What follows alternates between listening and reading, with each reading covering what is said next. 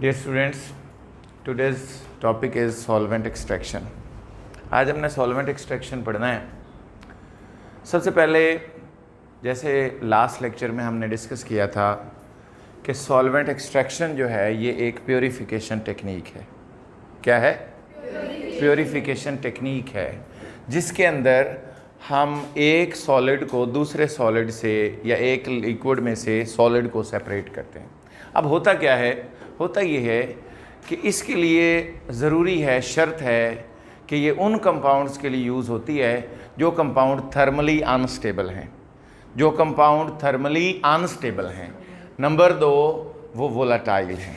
Thermally unstable हैं और volatile हैं, उनके लिए ये यूज़फुल टेक्निक है। इसके अलावा ये यूज़फुल नहीं है। अब होता क्या है, मिसाल के तौर पर सबसे पहले आपने सल्यूट लिया, उसको थोड़े से सॉल्वेंट में हल कर लिया और अब ये बन गया सॉल्यूशन। अब ये बन गया सॉल्यूशन। अब सॉल्यूशन जब बन गया है तो यानी यूं समझ लें कि आपने एक पहले सॉल्वेंट लिया था, अब एक सॉल्वेंट इसके बाद और डालेंगे। जो पहले सॉल्वेंट लिया है और अब जो डालेंगे, इन दोनों के दरमियान सॉल्युबिलिटी नहीं होनी चाहिए। ये दोनों इमिसिबल होने चाहिए। ये बुनियादी शर्त है सॉल्वेंट एक्सट्रैक्शन की कि आपने क्या करना है, सॉल्यूट लेकर सॉल्वेंट में ऐड करना है, सॉल्यूशन बना लेना है। सॉल्यूशन में जो सेकंड सॉल्वेंट डालना है वो सॉल्वेंट पहले वाले सॉल्वेंट में या सॉल्यूशन में मिसिबल नहीं होना चाहिए। This is the basic criteria of solvent extraction.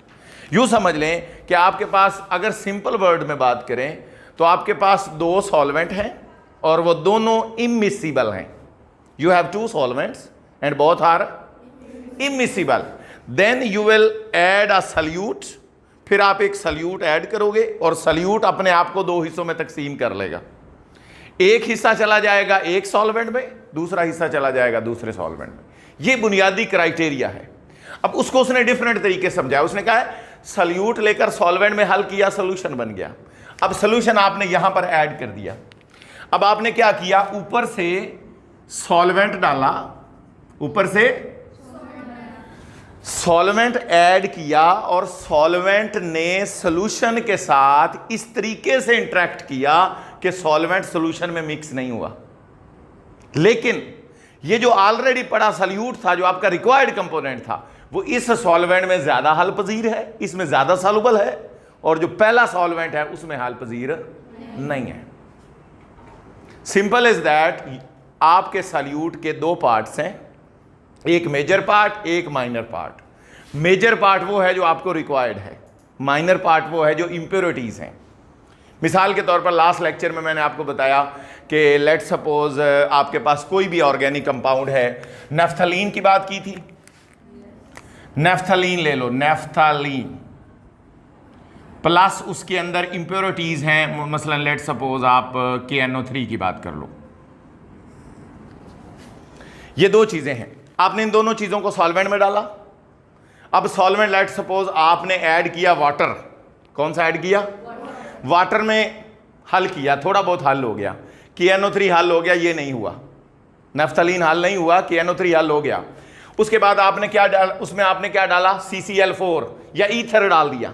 अब ईथर डालने से क्या हुआ, नेफ्थलीन सारा का सारा ईथर में चला गया, लेकिन KNO3 वाटर में ही रहा। अब जो ऐड कर रहे हैं सॉल्वेंट, जो ऐड कर रहे हैं सॉल्वेंट, उसमें नेफ्थलीन जा रहा है, नेफ्थलीन उसमें जा रहा है, लेकिन KNO3 नहीं जा रहा, क्योंकि KNO3 उसमें हल ही नहीं होता। तो सिंपल इज दैट कि जब आप सल्यूट सॉल्वेंट में हल करेंगे, उसको शेक करेंगे, हल करने के बाद आप सेकंड सॉल्वेंट डालेंगे। सेकंड सॉल्वेंट की 2 प्रॉपर्टीज होनी चाहिए। नंबर 1, आपका सल्यूट मोर सॉल्युबल होना चाहिए उसमें, आपका सल्यूट। नंबर 2, ये वाला सॉल्वेंट और पहले वाला सॉल्यूशन, ये दोनों एक दूसरे के साथ मिक्स नहीं होने चाहिए। समझ आ गई बात की? इसके बाद हम चलते हैं। अब जब आप ऐसा कर लेंगे, आप इसको शेक करेंगे अच्छी तरीके से। जब शेक करेंगे तो 2 लेयर्स बन जाएंगी, 2 लेयर्स विल बी फॉर्म्ड। वो जो 2 लेयर्स बनेंगी उन दोनों लेयर्स को, सॉल्यूशन को एज इट उठाकर आपने सेपरेटिंग फनल में डाल देना है। ये जो मैंने आपके सामने फिगर बनाई है इसको हम कहते हैं सेपरेटिंग फनल। इसमें आपने लेयर्स डाल दी। अब दोनों लेयर्स थोड़ी देर के लिए इसको पड़ा रहने दिया, दो लेयर्स बिल्कुल अलग अलग बनी नजर आएंगी। उसके बाद आपने क्या किया, उसमें आपने टैप को ओपन किया। बीकर, लेट सपोज इसके अंदर दो कलर्स हैं, एग्जांपल दे देते हैं, ये दो कलर्स हैं, नीचे जो है ब्लैक कलर है लेट सपोज। अब आपने सबसे पहले टैप को ओपन किया। टैप को ओपन करने के बाद यहां पर ब्लैक कलर आ गया। उसके बाद आपने एक और बीकर लिया,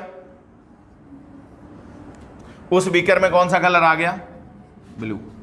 सॉल्यूशन की बात कर रहा हूं कि सॉल्यूशन दो कलर्स के हैं, लेयर्स बनी हुई हैं, दो कलर्स नजर आ रहे हैं, तो उसके अंदर जो है एडिशन हो जाएगी और आपके पास दो जो हैं वो सेपरेशन हो जाएंगी।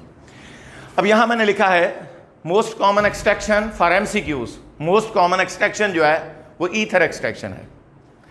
मोस्ट कॉमन एक्सट्रैक्शन जो हमारे गिरदोनुमा में, यूं समझ लें ईथर एक्सट्रैक्शन से मुराद ये है कि आप मोस्ट केसेस में सॉल्वेंट ईथर इस्तेमाल करते हैं। और याद रख लें एक सॉल्वेंट तो वाटर होगा ही होगा, कंफर्म बात है, क्योंकि इनऑर्गेनिक कंपाउंड के लिए आप वाटर के अलावा कोई सॉल्वेंट यूज नहीं कर सकते। अगर यूज करेंगे तो इनऑर्गेनिक कंपाउंड की सॉल्युबिलिटी कोई खातरे खा नहीं होती। लिहाजा हमारे लिए जो फेवरेबल सॉल्वेंट है वो वाटर है फॉर इनऑर्गेनिक कंपाउंड। और ऑर्गेनिक के लिए वैसे कोई भी यूज कर सकते हैं, CCl4 भी यूज होता है, बेंजीन वैसे थोड़ी कार्सिनोजेनिक है, कैंसर कॉजिंग है, इसलिए इतनी ज्यादा यूज नहीं होती। तो मोस्ट जो कॉमन सॉल्वेंट हम यूज करते हैं वो ईथर है। इसीलिए हम कह देते हैं कि most common extraction is ether extraction. ये एमसीक्यूज में बात पूछी जाती है।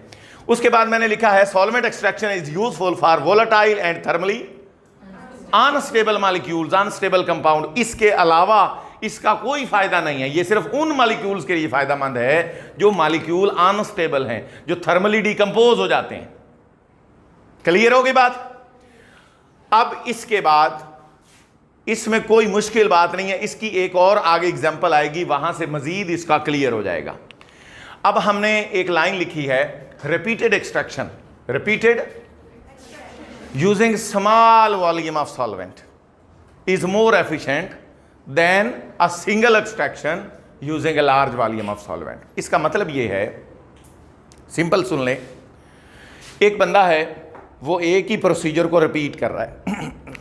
इधर से जो आपको सेपरेशन मिली है इसमें आप दोबारा सॉल्वेंट डालें, दोबारा लेयर बनाएं, दोबारा फेंक दें इसके अंदर, फिर जो रिजल्ट निकले उसको दोबारा।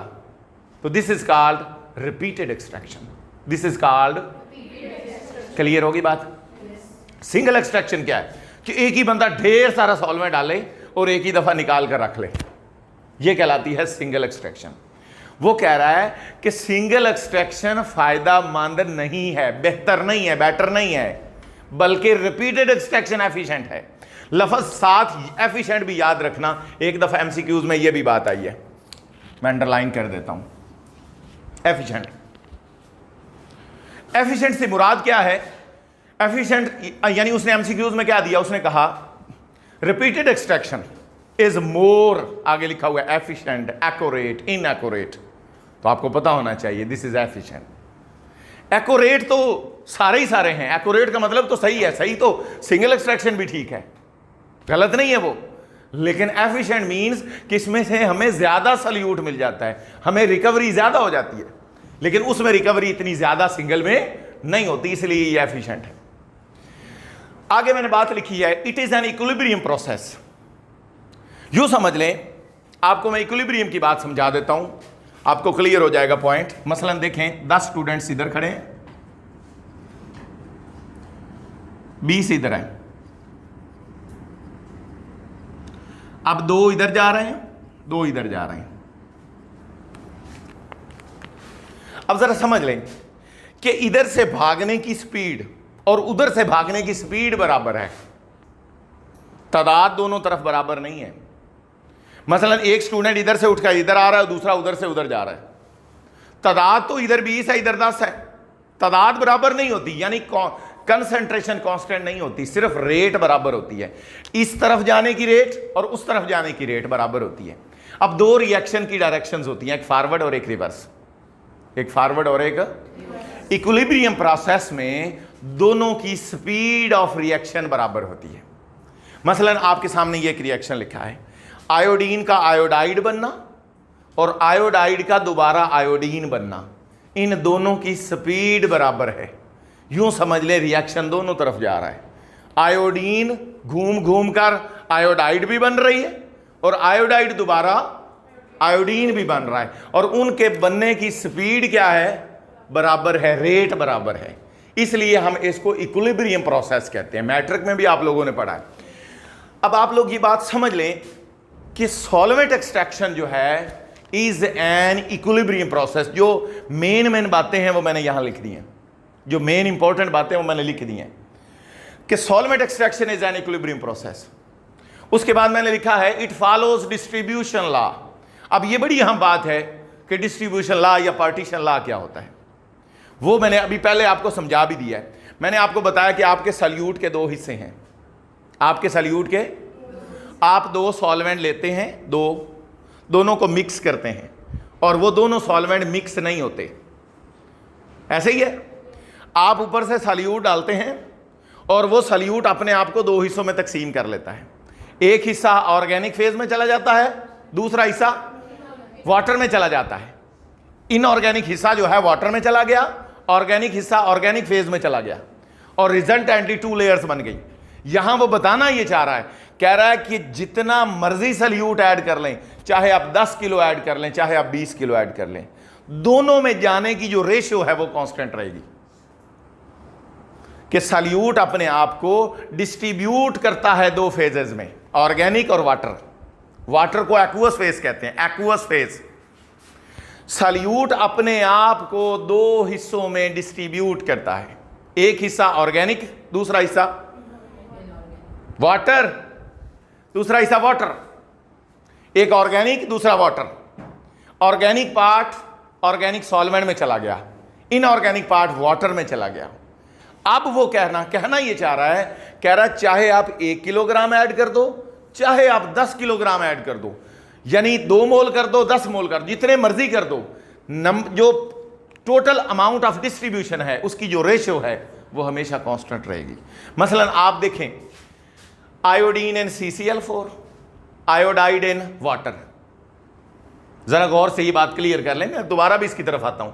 Iodine in CCl4, iodide in water, दोनों की रेशो कांस्टेंट रहेगी, चाहे आप जितनी मर्जी आयोडीन ऐड कर दें, रेशो सेम रहेगी, रेशो को कोई फर्क नहीं पड़ेगा। तो हमें ये समझ आ गई बात कि what is distribution law, what is partition law. इसके दोनों नाम हैं, डिस्ट्रीब्यूशन लॉ भी कहते हैं, पार्टीशन लॉ भी कहते हैं। कि solute distributes itself, a solute distributes itself into two immiscible liquids, into two immiscible liquids, and this ratio is constant, and this ratio is कौन सी रेशो, उनके डिस्ट्रीब्यूशन की जो रेशो है कि एक उधर जा रहा है एक उधर जा रहा है, दोनों को डिवाइड कर दें, जरूरी नहीं है इसको ऊपर रखें, इसको भी रख सकते हैं। रेशो इज रेशो, दोनों की रेशो कांस्टेंट है और रेशो जो है does not depend upon the amount of solute. ये जो रेशियो है ये अमाउंट ऑफ सल्यूट पर डिपेंड नहीं करती कि आपने कितने किलोग्राम ऐड किया था, जितना भी डाला है रेशियो सेम रहेगी। क्लियर? अब इस एग्जांपल को हम मजीद पढ़ते हैं। एक्सपेरिमेंटली कहता है, ये हमने एक बात की, एविडेंस के साथ बात की है कि हमारे पास आयोडीन है। पहली बात यह है कि आयोडीन वाटर में हल नहीं होती, आयोडीन हल होती है CCl4 में, ऑर्गेनिक सॉल्वेंट में हल होती है। लेकिन जब हम पोटाशियम आयोडाइड डाल देते हैं, क्या डाल देते हैं, तो फिर ये वाटर में हल हो जाती है। ये बात आपने याद रखनी है। वो हल क्यों होती है वो मैं आगे चलकर बताता हूं। आयोडीन वाटर में हल नहीं होती, वाटर में हल नहीं होती। Iodine is not soluble in water, however it can be solubilized if we add potassium iodide into water. अगर हम पोटाशियम आयोडाइड वाटर में डाल दें फिर यही आयोडीन पानी में हल हो जाती है। अब अगला सवाल है कि ये फिर कैसे हल हो जाती है। याद रख लें, आयोडीन जब वाटर में आप KI डालोगे तो वाटर में पोटाशियम अलहदा हो जाएगा और आयोडाइड आयोडाइड आयोडीन के साथ रिएक्ट करके ट्राई आयोडाइड आइन बनाती है। लास्ट लेक्चर में डिस्कस किया था कि आयोडीन आयोडाइड के साथ रिएक्ट करके क्या बनाती है, and this try iodide is actually water soluble. ये ट्राई आयोडाइड वाटर में सॉल्युबल है, आयोडीन हल नहीं होती। Iodine is not soluble in water. However, when potassium iodide is added, this iodine converted into and then it becomes soluble in water. Clear? Okay, शाबाश। अब हम आगे चलते हैं। वो कह रहा है कि ट्राई आयोडाइड का कलर याद रखना है फॉर एमसीक्यूज। इसका कलर होता है ब्राउन और ये हमेशा वाटर में होगी, एक्वस फेज में होगा इसका कलर। और आयोडीन का कलर होता है पर्पल। ठीक है, कौन सा कलर होता है? पर्पल। अब अगर तो वहाँ ट्राई आयोडाइड कम होगा, नहीं होगा या कम होगा, तो इसका कलर डोमिनेंट होगा। होता है ना, मसलन डिपेंड करता है कि कौन सा, अगर फ़र्ज़ करें कोई एक कलर आप दूसरे कलर के साथ अटैच कर रहे हैं, मिक्स कर रहे हैं, तो डेफिनेटली जो डोमिनेंट कलर होगा उसी की अपीयरेंस होगी। अब यहाँ पर वो क्या कह रहा है? वो कह रहा है कि अगर इसका कलर, अगर ये अपीयर हो रही है तो इसका कलर पर्पल होगा और सोल्यूशन ओवरऑल आपको पर्पल नजर आएगा। कैसा नजर आएगा? अगर आपका ये अपीयर हो रहा है ट्राई आयोडाइड, तो फिर कौन सा कलर होगा? ब्राउन होगा। अब देखें, आयोडीन इन CCl4, जरा गौर करें, divided by tri iodide, this is in water, this is in aqueous phase, AQ mean aqueous. इन दोनों की रेशो क्या है? Constant. And this ratio, constant ratio, is called distribution coefficient या पार्टीशन कोफिशिएंट भी कह सकते हैं। जैसे डिस्ट्रीब्यूशन लॉ था, वैसे ही ये डिस्ट्रीब्यूशन कांस्टेंट है या डिस्ट्रीब्यूशन कोफिशिएंट है। Okay, clear? अब हमने ये बात समझ ली कि आयोडीन का कलर CCl4 में पर्पल होगा और ट्राई आयोडाइड का कलर वाटर में ब्राउन होगा। अब याद रख लें, एक मैं बात यहाँ क्लियर करने लगा हूँ, आपने ज़रा गौर से समझ लेनी है। अगर मैं वाटर और डालूँ, क्या डालूँ? तो इधर से ज़्यादा आयोडीन के मालिक्यूल इस शक्ल में वाटर में चले जाएंगे, इस शक्ल में आ जाएंगे, और ओवरऑल सोल्यूशन का रंग हो जाएगा ब्राउन, क्योंकि वाटर में ब्राउन होता है। अगर आप CCl4 ऐड करें, ज़्यादा से ज़्यादा CCl4 ऐड करें, तो ट्राई आयोडाइड आइन के मालिक्यूल जो हैं, वाटर की कमी होने की वजह से दोबारा डिकम्पोज होकर आयोडीन में आना शुरू हो जाएंगे और ब्राउन कलर फेड होना शुरू हो जाएगा और पर्पल कलर अपीयर होना शुरू हो जाएगा। यानी सिंपल इज दैट, जौन सा सॉल्वेंट ऐड करोगे उस सॉल्वेंट का रंग आना शुरू हो जाएगा सोल्यूशन में और दूसरा रंग फेड होना शुरू हो जाएगा। उसके बाद फाइनली बात मैंने यहां पर लिखी है, वो कह रहा है कि अगर आपने गुड सेपरेशन हासिल करनी है, वेरी गुड सेपरेशन, आप चाहते हैं कि अच्छी सेपरेशन हो, आपका सल्यूट मुकम्मल तौर पे रिकवर हो जाए, तो आपने शेक जेंटली करना है, सॉफ्टली, नरमी से, ये ना होगा ज़ोर ज़ोर से नहीं मारना, आहिस्ता आहिस्ता से शेक करना है। जब आहिस्ता आहिस्ता से शेक करेंगे तो दो सॉल्यूशंस जेंटली एक दूसरे के साथ इंटरेक्ट करेंगे। मतलब नॉर्मली जब जेंटली इंटरेक्शन होगी तो पार्टिकल की पार्टिकल के साथ इंटरेक्शन बड़े ज़बरदस्त तरीके से होगी और सेपरेशन बहुत ज़्यादा अच्छी होगी। अगर जो लोग सॉफ्टली बिहेव नहीं करते, ज़्यादा ज़ोर ज़ोर से शेक करते हैं, उनकी सेपरेशन अच्छी नहीं होती। तो ये भी एक आखिरी इंपॉर्टेंट पॉइंट था। टू अचीव गुड सेपरेशन, अच्छी सेपरेशन हासिल करने के लिए solution is shaken gently to increase the area of their contact, area of contact, कि जहाँ से वो इंटरेक्ट कर रहे हैं एक दूसरे के साथ वो अच्छे तरीके से उनका एरिया बढ़ जाए और वो अच्छे तरीके से इंटरेक्ट कर सकें और सोल्यूशन जो है वो अच्छे तरीके से जो है उसमें इम्प्योरिटीज़ जो हैं प्योरीफाई हो सकें। Anyhow, if there is any question you can ask.